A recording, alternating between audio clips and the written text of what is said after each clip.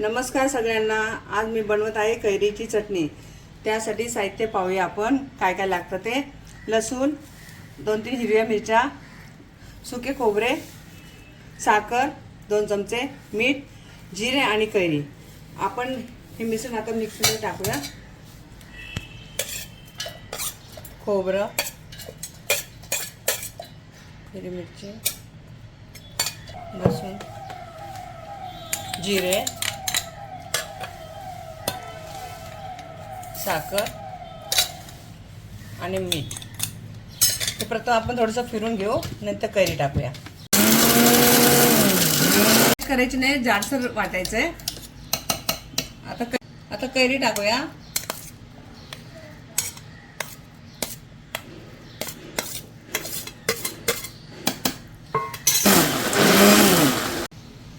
चटणी आपली वाटून झालेली आहे। आपण आता तडका देऊया। चटणीला फोडणी देऊया। तेल गरम झालेलं आहे। आता राई टाकते, कढीपत्ता,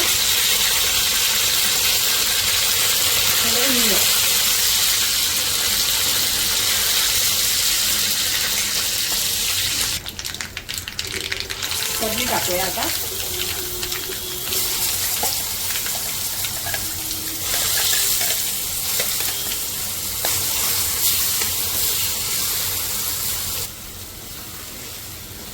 छानपैकी आपली चटणी तयार आहे।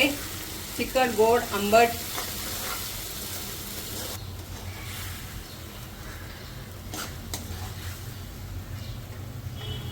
कैरीची चटणी तयार आहे।